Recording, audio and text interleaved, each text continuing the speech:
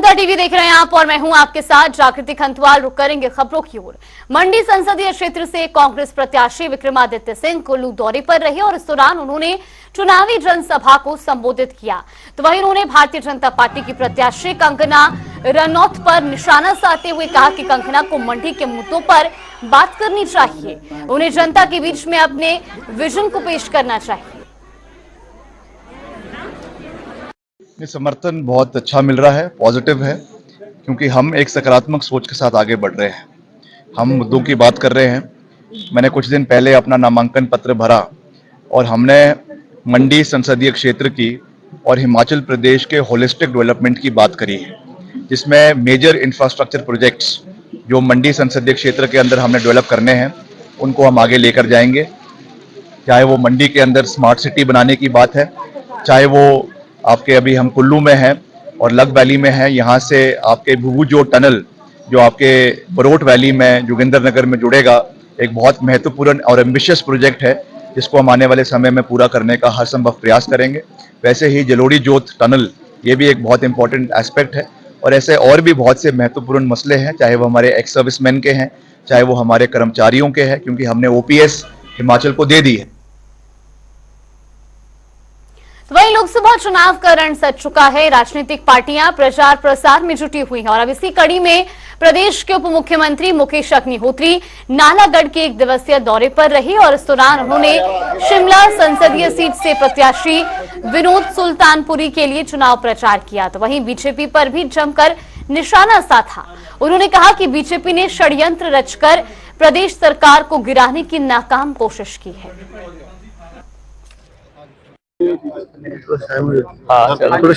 नालागढ़ दौरे पे आए हैं तो चुनाव प्रचार के दौरान क्या कहेंगे? जाहिर तौर पे हमने यहाँ पे विनोद सुल्तानपुरी जी को उम्मीदवार बनाया है और ये सीट हम जीतने जा रहे हैं।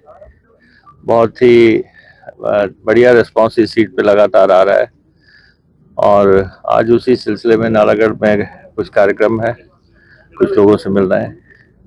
सर, किस तरह का माहौल चल रहा है? क्या लगता है चारों सीटों में कांग्रेस की किस तरह का?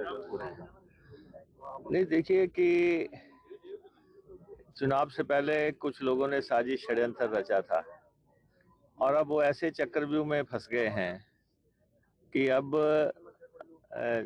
जो है लोकसभा की सीटें तो एक तरफ रही, जो सरकार गिराना चाहते थे, वो जो साजिश उन्होंने रची थी, उसमें भी पार्टी और हमारी सरकार कांग्रेस पार्टी की पहले से ज्यादा कहीं ज्यादा मजबूत हो गई है।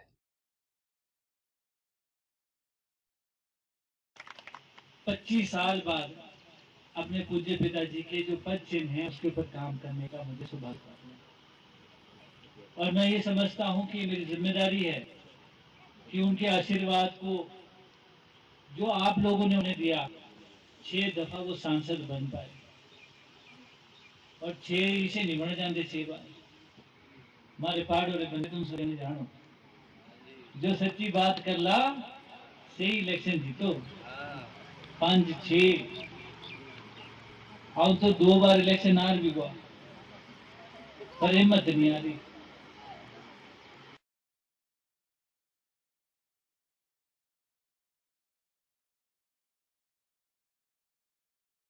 लोग हैं उनकी पीड़ा खुद पर लेकर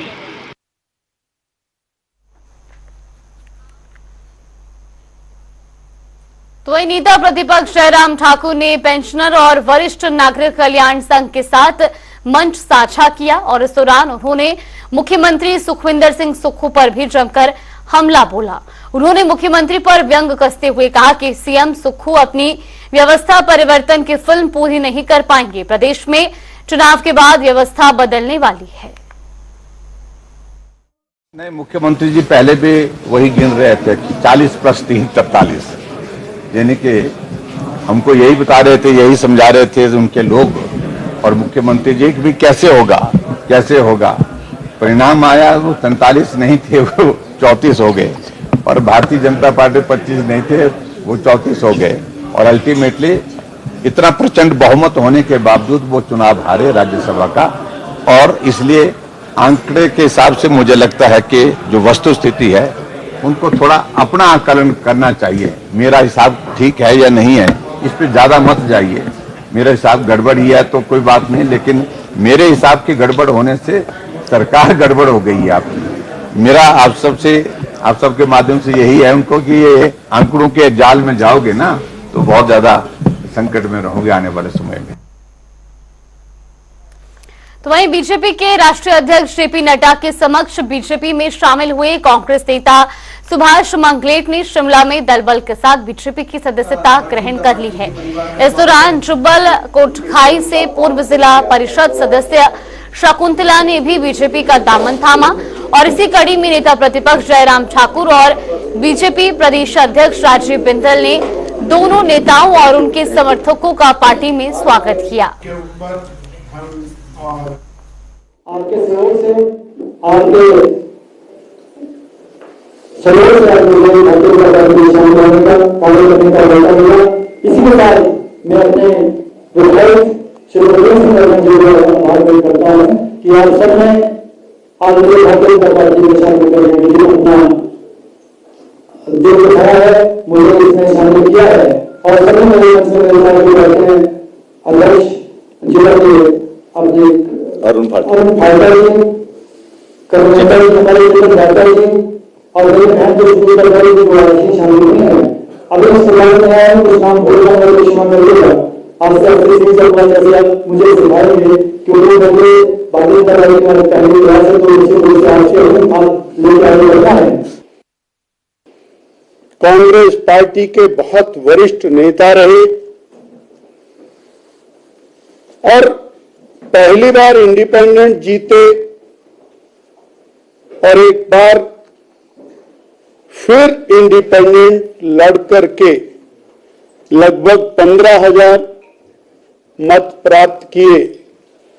ऐसे सुभाष मंगलेट जी भारतीय जनता पार्टी के साथी बने हैं, जहां हम इनका अभिनंदन इस बात को स्वीकार कर चुका है कि प्रधानमंत्री अगर कोई बनेंगे तो नरेंद्र मोदी जी बनेंगे। ये हमारे लिए गर्व का विषय है। जहां तक बहुत सारे प्रश्न खड़े करने की कोशिश कर रहे, मैं देख रहा हूं कि पिछले दिनों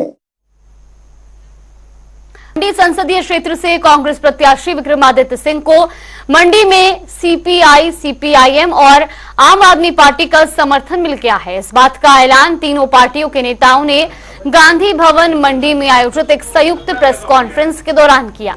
इंडिया गठबंधन के बैनर तले तीनों दलों के नेताओं ने संयुक्त प्रेस वार्ता के दौरान केंद्र की मोदी सरकार को भी जमकर घेरा। तो वही संयुक्त प्रेस कॉन्फ्रेंस के दौरान नेताओं ने केंद्र सरकार पर कई गंभीर आरोप भी लगाए। मंडी जिला के जो प्रतिपक्ष के नेता हैं जयराम ठाकुर जी, जिनका कद बहुत ऊंचा है, उनका व्यक्तित्व बहुत ऊंचा है भारतीय जनता पार्टी में, लेकिन सुश्री कंगना रनावत जी ने उनका कद और उनका व्यक्तित्व महज चंद सेकंड के अंदर, 2 सेकंड के अंदर खत्म कर दिया। इस सदर चुनाव क्षेत्र का प्रतिनिधित्व आदरणीय अनिल शर्मा जी, जो भारतीय जनता पार्टी के माननीय विधायक हैं, एक बहुत बड़े नेता हैं, उनका संबोधन ऐतिहासिक शेरी मन से सुश्री कंगना रनावत जी ने करना उचित नहीं समझा। मान सम्मान शीर्ष नेतृत्व को देना एक समझदारी होती है राजनीति के अंदर। सुश्री कंगना रनावत जी, आपका दोष नहीं है, क्योंकि आप अभी राजनीति के अंदर अनाड़ी हैं।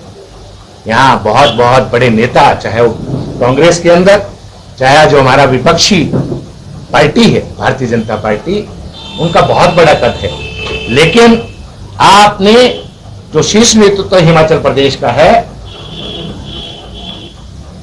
भाजपा का, आपने अपना कद उस शीर्ष नेतृत्व से बड़ा किया है।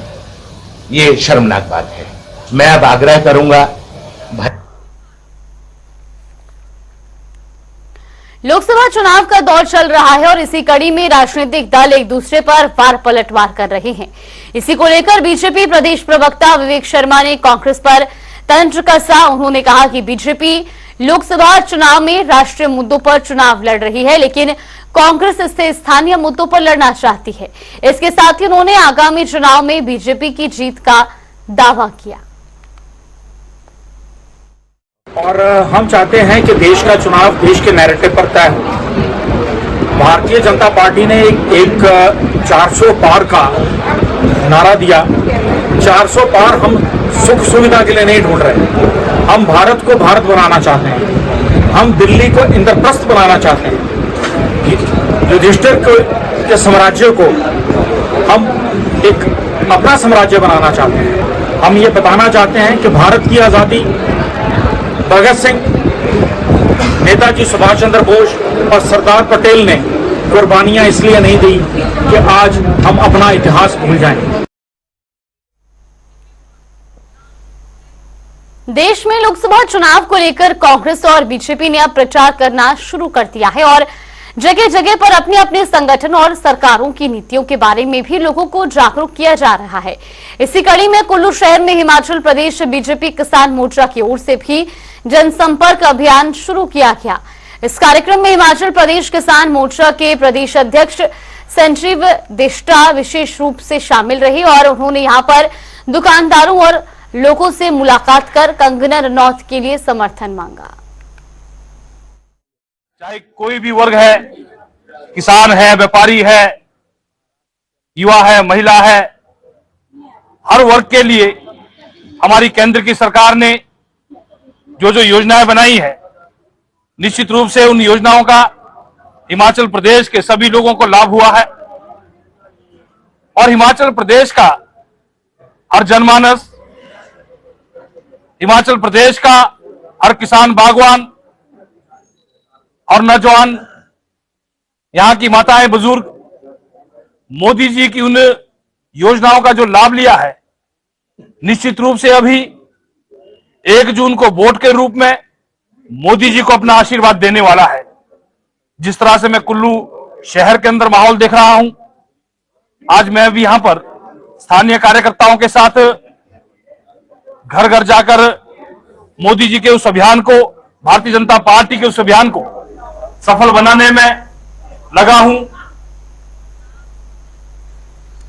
तो वहीं मतदाता जागरूकता अभियान के स्टेट आइकॉन जसप्रीत पाल के किन्नौर क्षेत्र के दौरे पर रही और इस दौरान जसप्रीत पाल का जिला निर्वाचन विभाग और स्वीप टीम के सदस्यों की ओर से प्रवेश द्वार पहुंचने पर भव्य स्वागत किया गया। तो वहीं जसप्रीत ने बताया कि वो जनता को मतदान करने का संदेश देंगे, जिससे लोग 1 जून 2024 को बढ़ चढ़कर लोकतंत्र के महापर्व पर भारी संख्या में मतदान करें।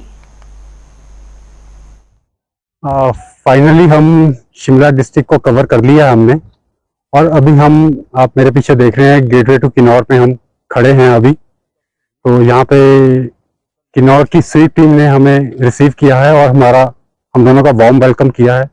मैं उसके लिए डिस्ट्रिक्ट एडमिनिस्ट्रेशन किन्नौर का आभारी हूँ कि वो हमें यहाँ पे रिसीव करने के लिए आए हैं।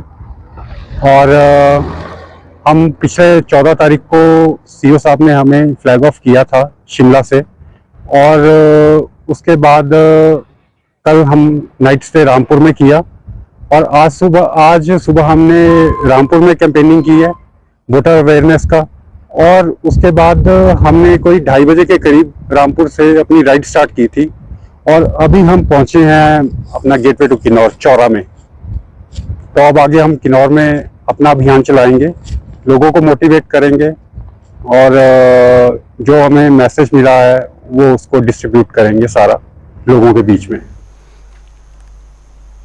लोकसभा चुनाव को लेकर सरगर्मियां तेज होती जा रही हैं और ऐसे में जनता टीवी ने लोगों का दिल टटोलने की कोशिश की। इसी कड़ी में हमारे संवाददाता ने नाहन के लोगों से खास बातचीत की और चुनाव के बारे में उनकी प्रतिक्रिया जानने की भी कोशिश की। पार्टियां हैं उसमें अभी ऐसा लग रहा है हिमाचल प्रदेश में कि क्योंकि हिमाचल में कांग्रेस की सरकार है तो बराबर के मुकाबले भाजपा और कांग्रेस में यहाँ पर रहने वाले हैं, क्योंकि भाजपा भी पूरी कोशिश कर रही है और कांग्रेस क्योंकि सत्ता में है, ऐसे में कांग्रेस पार्टी का प्रयास है कि वो इस बार हिमाचल प्रदेश में अपने सांसद को लोकसभा में भेजें।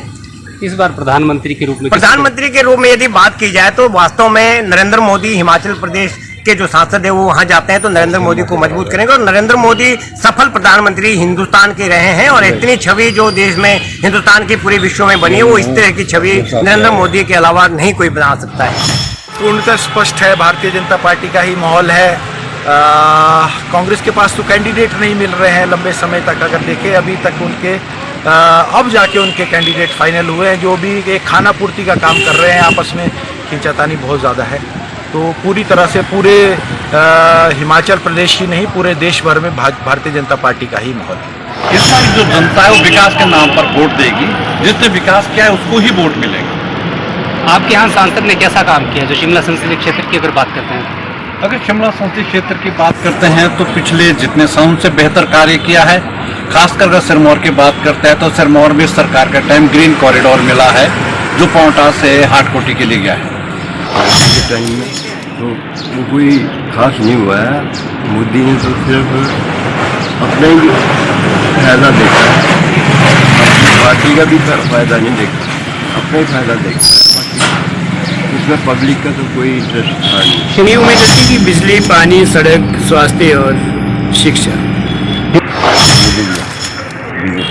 माहौल है, क्योंकि मोदी पर विश्वास करते हैं कि हमारा भारतवर्ष में सबसे स्ट्रॉन्ग मोदी ही है जो सारे वर्ल्ड में फेमस है।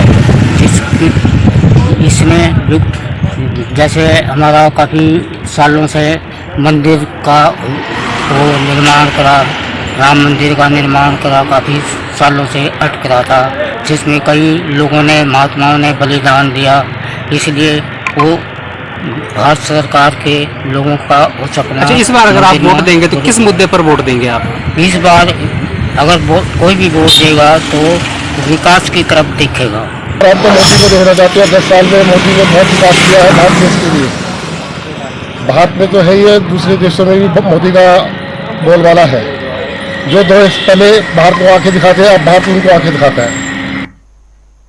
इस साल हेमकुंड यात्रा 25 मई से आरंभ होगी और जिसे लेकर NRI बिल्डिंग में सफाई का कार्य भी शुरू हो गया है। तो वहीं यात्रा मार्ग से बर्फ हटाने का काम शुरू कर दिया गया है। इस बारे में ऐतिहासिक गुरुद्वारा के मैनेजर जागीर सिंह ने जानकारी देते हुए बताया कि हेमकुंड यात्रा को लेकर श्रद्धालुओं के लिए इस बार काफी पुख्ता प्रबंध किए जा रहे हैं। तो वहीं यहां पर NRI बिल्डिंग तैयार की गई है जिसमें हजारों की संख्या में लोगों के ठहरने का भी प्रबंध किया जाएगा। देखिए, जो संगत हेमकुंड साहब की यात्रा वास्ते जाती है उन्होंने रहने वास्ते बहुत अच्छी रहने वास्ते प्रबंध किया गया है। संगत जिदा ऋषिकेश के मैनेजर साहब दर्शन सिंह ने दसिया 22 तरीक ਨੂੰ श्री ऋषिकेश साहब के गुरुद्वारा साहब की यात्रा आरंभ होकर 25 मई ਨੂੰ हेमकुंड साहब के कवाड़ खुलणगे। उस संबंध में संगत होम वाकई उत्थे पहुँच रही है। मैं संगत के चरणों में बेनती करता हाँ कि उन्होंने रहने का खास करके गुरुद्वारा पांवटा साहब विखे विशेष तौर पर प्रबंध किया गया। संगत जरूर इस स्थान पर होके जाए। वाहिगुरू जी का खालसा। चलिए, हिमाचल की खबरों में फिलहाल के लिए बस इतना ही। यहाँ पे रुकते हैं एक छोटे से ब्रेक के लिए।